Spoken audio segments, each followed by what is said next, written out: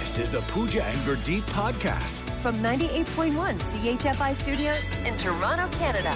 Hey Toronto, this is Ed Sheeran. This is Kelly Clarkson. Hi, this is Bryan Adams. This is Adele. This is Madonna. It's Michael Bublé, and you're listening to the Pooja and Gurdeep Show. It's fun. They're amazing. Today is acronym day. Oh, your favorite day. You have it marked on the calendar with a heart around it? Yeah, it's different from shortening word day, which doesn't exist yet, but should. Okay. Acronym day. So I know you love being put on the spot and being quizzed. I feel like you go home and you think of all the ways you can torture me on the show, and this is one of them. Yeah, absolutely. I try to get in at least one per show. Make you sweat, just a bead of sweat coming down your head. So it's World Acronym Day. I'm going to test you on a bunch of well-known acronyms. I'll give you a little clue. We'll start off with some sort of office-y type ones. Okay. And then we'll transition into sort of more fun ones. All right. I just use my words, just so you know. I'm not an acronym person, but okay. Is that a disclaimer as to why you're not going to do well? Okay. Okay, here we go. Yeah. OTP. OTP? Yeah. You see this a lot when you're logging into things? Over the pile. Do you want to use a lifeline? That's not over the pile. I thought we were starting off easy. At the office? One-time password. What? Your one-time No. password. I never knew that either. No? You know when you log in and there's double verification and it sends you a 6-digit thing? It's like, here's your one-time password. Okay. All right. No? Okay. OTP. All right, let me go even easier. How about www? World Wide Web. There we Okay. go. Oh. You're in the car, you might use your GPS. What's that? Global Positioning System.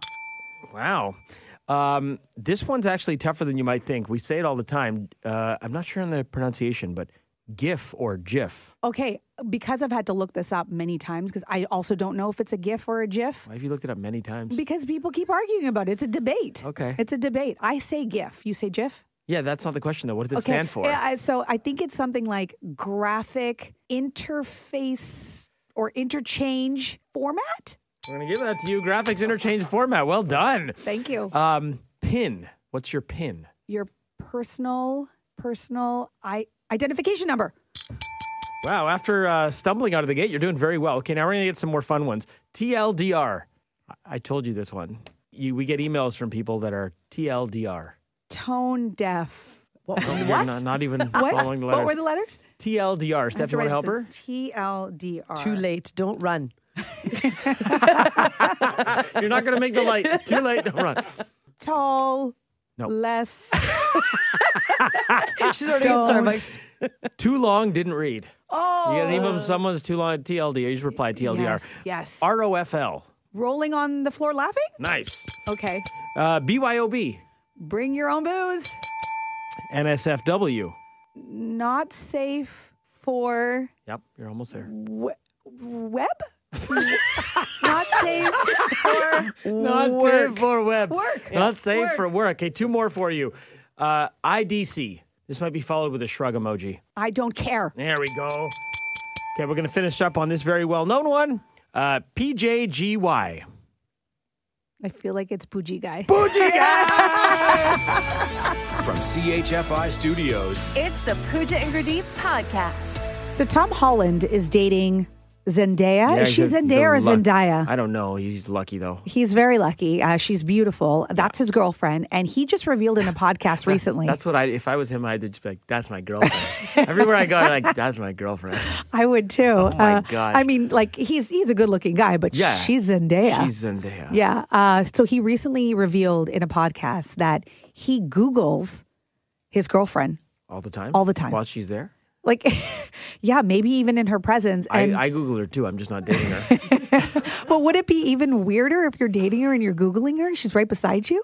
I think that's a little weird because you're already in a relationship. Like I've Googled people before, before a first date to make sure like they're not a serial killer or something. Why is he Googling her? He's saying that he's just trying to make sure everything's okay. Like that there's, she's not in the headlines for anything bad or anything. Like he's just trying to make sure that she's okay. So it's like a very protective thing he's doing. I mean, don't they have publicists and PR people for that? And also, like, Zendaya, what are you up to that you're so worried about?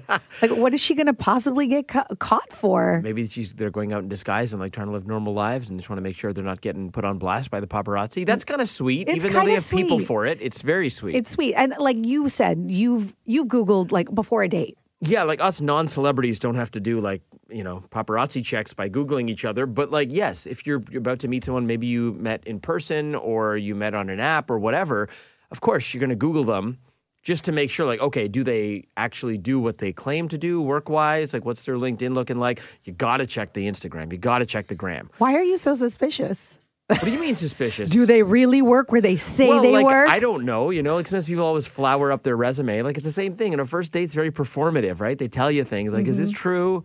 Is this actually true? And their Instagram, you want to make sure like, okay, like what image are they presenting to the world? Is this align with my reality? But one could argue on Instagram, like everything's like photoshopped or filtered. So you can't really trust what's on Instagram. No, you take it with a giant rock of salt, but you still want to know sort of how they're presenting themselves to the world, right? I've done it. I've Googled, like I was set up on a date and I I got to see a picture and whatnot, but I Googled just to see, because they were, I'll just say a university professor. That's all I will put out there. I'm glad you didn't say student.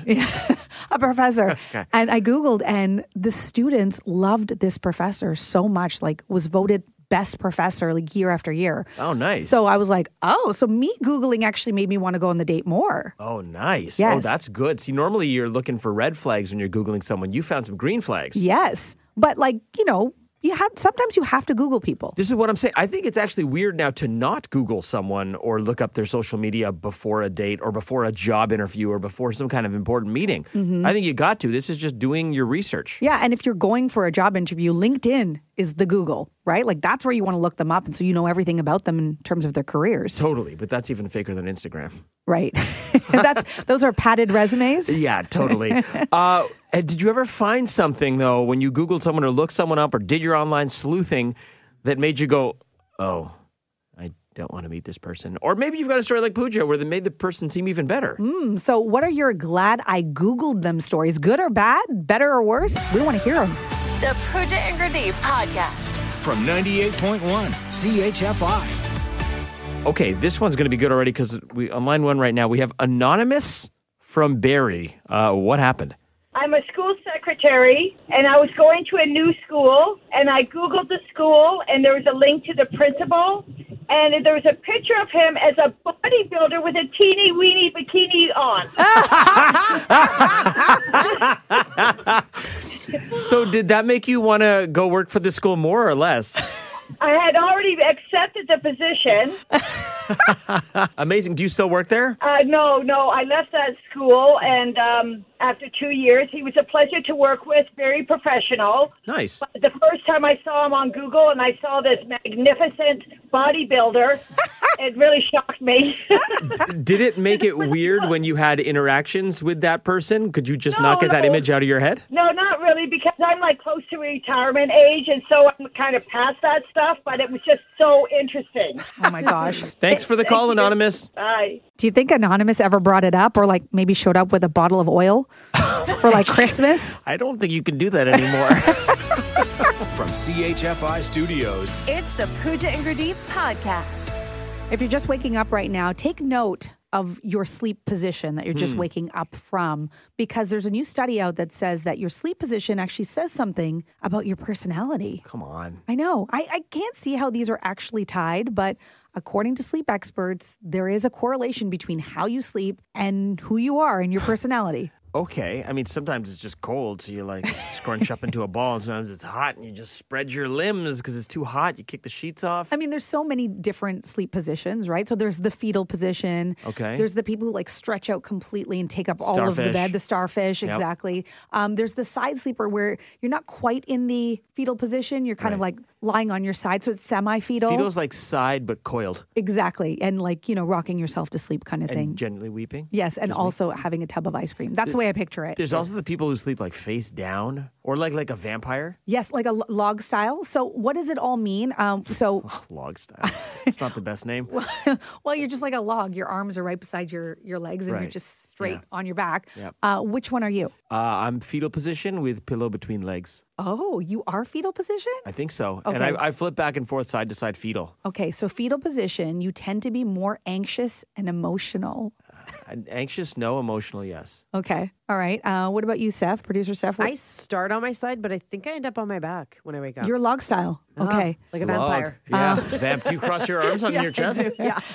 You're sociable, who enjoys interacting with others, and This openness and willingness to trust could also make you a little bit gullible. You're welcome. You're Yeah. so Steph is not gullible. Anything but. Steph is Actually, not gullible. I am. Sometimes I'll believe things and people are like, did you seriously believe that? I'm like, yeah, isn't that Really? true? But it's like, it's once in a while and I get totally caught off guard. I feel like you're skeptical, not gullible. No, there's times where I'm gullible. And I even I get upset at myself for being gullible. Did you see the Oxford just came out there? They took gullible out of the dictionary for 2025. What? Oh, What? Oh, see? Wow. I win. Nailed it.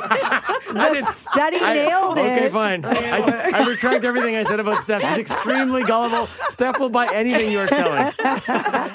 Wow. What about you, Boo? Oh, I'm a side sleeper, and it just means that I'm well adjusted. Go figure. You're so. I find Is that these why studies. you chose this story? I knew it. I'm well adjusted. Anybody want to change their sleep position? Steph. The Pooja and Gurdeep podcast. I'm registered dietitian Abby Sharp, and on my new podcast, Bite Back with Abby Sharp, I'll be dismantling the multi-billion-dollar diet industry that keeps us in a cycle of self-loathing and food fear.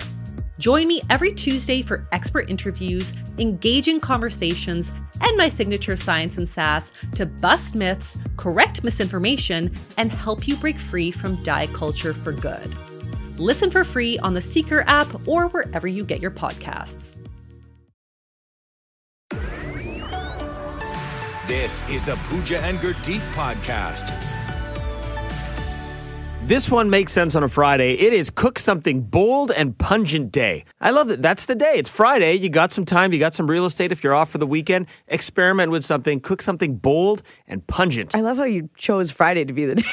You're just like, this is the day. Well, I didn't pick it. I know. I would probably do it on the weekend, though, when you have more this time. is the weekend. It's Friday. Well, Friday night is the weekend. I'm Don't not cooking make on me Fridays. do a 5 calls. I don't 5 cook on Fridays. Friday night is the weekend. We will 5 calls this to prove you're wrong. So in terms of cooking something bold and pungent, I'm not a big cook, but Boss Man Blair, you mentioned something to me in studio last week.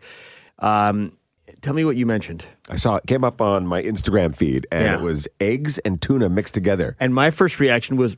Same. When I saw it, I looked at it and went, nope. And then I thought about it for like 2 minutes, and I went, wait a minute. Like, they do salmon, eggs, Benny. I love scrambled eggs. I love tuna. I'm like, actually, if you think about it, just tuna scrambled eggs sounds gross. But when you actually think about it, it's terrific. So I thought, you know what? I'm going to make this. Right. So I did 2 scrambled eggs, onion, a little bit of garlic, green pepper, tomato. So you mixed the tuna right in with the egg. You didn't put it on top like an omelet. No, I wanted the tuna warm. I didn't want to do it. So I Right. mixed it in as if it was a topping into the frying pan with the eggs. I haven't done it yet. I've only seen it. I did it. I did with half a can of tuna and 2 eggs because I didn't want it to overpower. Yep. It was fantastic. Really? To the point where this is going to be my new thing. I'm trying to up my protein as well. I'm sure like a lot of you are listening as part of my rehab for my knee injury, trying to up my 29 grams of protein. Wow. With half a can of tuna, two eggs, and a couple of vegetables, 29 grams of protein, and it was delicious. Wow, that's great. Was it bold? Absolutely. Was it pungent? You better believe it. You better believe it. Steph, would you try this? Probably, because I love a tuna casserole, which I haven't made forever. So that would probably taste good with eggs. I told a friend about this, and she was like, ugh. And then I go, no, like, and then she literally texted me back. She's like, actually, I think I'm going to try it. I don't know why it has this effect on everyone. Because you don't think of, like, first of all, a lot of people don't like warm tuna. That's the thing. Right. But like in it a is tuna good. melt? Yeah.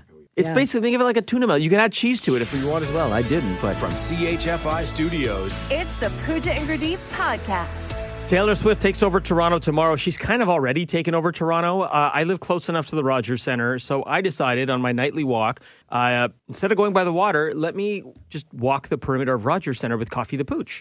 And it was so cool last night. Like the big inflatable beads were up. yeah. Like they looked amazing. It looks fake on the internet, but it it's looks like real. AI. It's real and it's amazing. And there were so many people taking selfies, and there was such a vibe. The PA speakers on every corner of the Rogers Centre were just playing Taylor Swift music to get you in the mood. There's 3 different merch points around Rogers Centre. And by the way, pro tip, if you're looking to get merch and you don't have a ticket, you got to go on non-show nights. Go in the evening. The lineups were crazy during the day. In the evening, the lineups were not bad at all. Like I was there around 6:30 last night. Not many lineups at all. But what'd you get me? I had nothing. I didn't get anything for me either. But Coffee the Pooch definitely has some swag. She's a big Swiftie. Yeah. On non-show nights, it's for non-ticket holders to get merch. So I'm thinking everybody here, no one has a ticket. No. So, and I'm thinking, I don't know anyone in my circle who has a ticket. We all work in radio. We go to a lot. The four of us go to more concerts than the average bear. Do you guys know anyone who has a Taylor Swift ticket? Nope. No, I don't know anyone. Blair, you've been to more concerts than any human I've ever met. You know anyone who has a ticket? I don't know. I know someone's daughter's friend who has, like, it's twice 5 removed. Too many degrees of separation. Yeah. Doesn't count. But, yeah, no. Yeah. Doesn't count. Steph, do you know anyone who has a ticket? Not a soul. Isn't that weird to you guys? And I know a lot of like Taylor Swift fans because like my daughter's age, and I don't know any of them that have tickets. Same. I'm just confused about who's actually going. Who are these lucky people who have Taylor Swift tickets? If you have a Taylor Swift ticket, we want to hear from you. What is your how I got my Taylor ticket story? Like, did you sell an organ? Did you line up for hours? What happened? Like, so as I was walking around the Rogers Center, I ran into someone there who was all excited, and I asked her, she did have a ticket for the show. She did. So I was like, do you mind if I record you? This is Alana, who's flown in from Vancouver to see Taylor Swift, and here's what she said. Okay, so we'll find out shortly if I actually do. I just have to preface by saying I live in Vancouver, and we tried so hard, my mom, my sisters, all of us, to get tickets. And my mom entered radio contests. Like, we tried. We couldn't get it for months. I went onto my YouTube channel, and I asked my people, I said, somebody, please sell me a ticket. I'll do anything. So one of the members of my community, she's from Nova Scotia, she's like, hey, I have an extra ticket. Do you want to come? I was like, yes, I do. So we are both flying to Toronto. So you met in the middle, opposite coasts. You're West Coast, she's East Coast, and it's kind of beautiful. You're meeting in Toronto. You've never met this person. She's one of your subscribers, and she's taking you to the show. Yeah. Shout out to Jen. Jen, I love you. I'm going to be meeting you in 3 days, and we're going to go to Taylor Swift together. So Alana is a pretty big YouTuber. Like, she's got a big following on Instagram, and it's a community. It's a community. Mm-hmm. So you have to be like a famous YouTuber to get one of her subscribers to take her to the show. I mean, it's a beautiful story if it all works out. I love this. That this is, you don't really know each other, but you're going to have a great experience. Let's try manifesting this. If you have an extra ticket and you want to take one of us to the show, if you're part of the P&G community, take us. We want to know how you got your Taylor Swift tickets because we can't think of nobody, not a single person that we know that has them that's going to the concert. I don't know anyone. We all work in radio. We are privileged people that go to more shows than the average bear, and none of the four of us have tickets ourselves or know anyone who is going, and I have never seen a major concert in Toronto where that's the case. Yeah, and I'm so curious for the people who do have them, how they got their tickets. So we're asking you, what's the story behind it? Lisa from Niagara, do you have tickets? I don't have tickets, but my daughter does. Okay, and how did she get them? So when they were released, she was online, and lo and behold, she was at university, and she was just about to secure her tickets, and her computer died. Ooh. But her boyfriend's roommate came through for her and sold her and her sister 2 tickets. Sold them 2 tickets for face value or for a little profit? A tiny bit more, but not anywhere near what other people are trying to sell them for. Wow, okay. Your daughter's lucky. Boyfriend's roommate for the win. I'm still trying to find somebody to take my football tickets for the concert. Oh yes, this is Lisa. Yeah. We didn't get any. It is me. We didn't get any offers on that yet, but we'll keep you posted. All right. Thanks, Thank Lisa. you. Have a good day, guys. You too. Okay. Bye. I'm not envious at all. Not even a little bit. Not even a little bit. Sydney from Burlington. Do you have tickets? Yes, I do. Whoa! How did you get them? I literally just got them last week.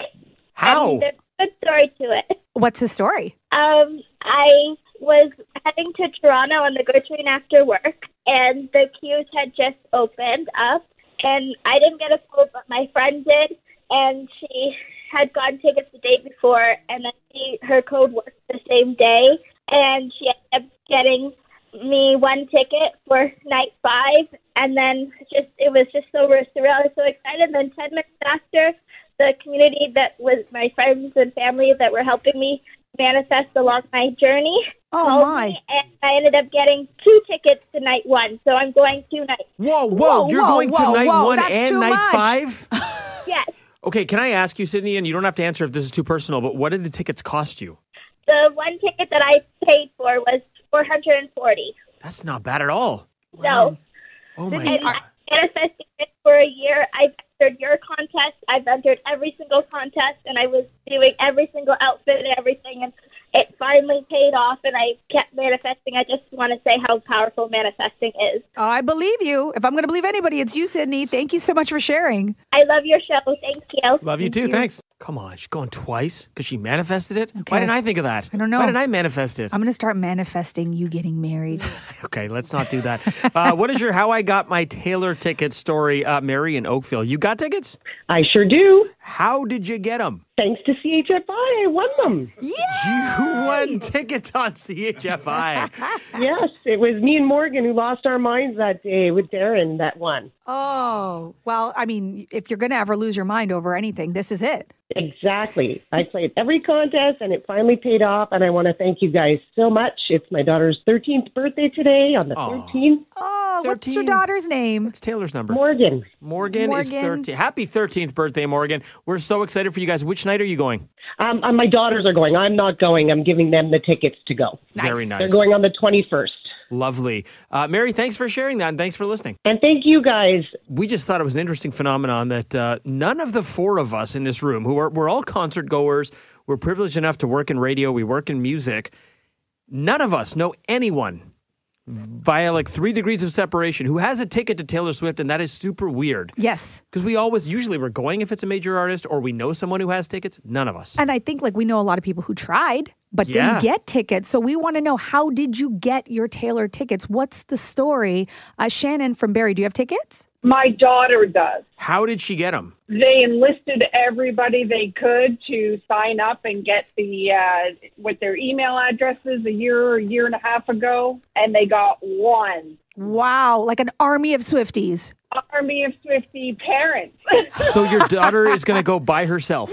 No, she has 4 tickets, and she is going with her best friend, and then his boyfriend and another friend. Amazing. Oh. So they are ecstatic. They are so excited. Love that. Okay, Shannon, thanks for the call. Thank you. What's your How I Got My Taylor ticket story? Tanya from Newmarket, do you have tickets? I do. I have 2 for Saturday. How? What's the story? So I got a code from Ticketmaster. That's it? That's it. And I didn't realize what this code meant. And I followed through with the code. And the day of the ticket sales, I had my number called. And I waited in a queue of 5,000 people. And within 10 minutes, my number had come up on the queue. I had 1 minute to purchase 2 tickets. I purchased 2 for $300. What? And now my daughter's selling them for $4,500. Whoa, oh my Lord. That's crazy. Free market, baby. So my daughter is a college student and she wants to buy a car. So this $4,500 just got her tuition paid. What's your daughter's name? Mason. Hey, Mason, who got you your car? Taylor Swift did. Taylor Swift got me my car. Tanya, thanks so much for sharing. Yeah, thank you. Thanks. I like that she's prioritized a car over maybe tuition. Yeah. I mean, honestly, I know you might think, oh, well, you're just reselling them. Listen, I mean, if you got bills to pay and you did it, you got your number in line, you waited in line, your number got called, you can do what you want with those tickets. Yeah, I think I'm learning from this story, though, that luck does still play a role in all of these stories. 100. Yeah. Okay, let's do one more here. We want to know about how you got your Taylor tickets. Dorothy from Milton, do you have tickets? I was blessed by my niece in Halifax. 2 nieces were flying out to see on the 21st because they had won. And then last week in the ticket drop, they actually secured 4 more tickets. What? So they called my daughter and I last week and gave 2 tickets back. Just gave them to you? They gave them to me. I paid for my seats. They're 100 levels, so they're $600 each. Ooh, okay. They could sell them, as you know, for much, much more. Yes. And we're so excited. My daughter and I drove to Prince Edward Island to see Taylor Swift in 2010, and it's been a real mother-daughter thing for us. And Aww. 4 of us are doing costumes together and making bracelets, so it's just a really precious memory for me in my 60s to have with my nieces and my daughter. So I love that, it's Dorothy. really special. This is one of the reasons I love Taylor Swift. I've never been lucky enough to go to one of her shows, but I've heard the bonding in the audience, like complete strangers giving hugs and the friendship bracelets. It's just like this whole crazy community, crazy amazing community. And I'm so happy for you. That's amazing, Dorothy. Yep, we're very excited. Have so much fun. Memories, right? Thank you. Thank you for sharing. You're welcome. Thanks for listening to the Pooja and Gurdeep podcast. Listen to Pooja and Gurdeep live weekday mornings from 5 to 9. Only on 98.1 CHFI. Toronto's perfect music mix.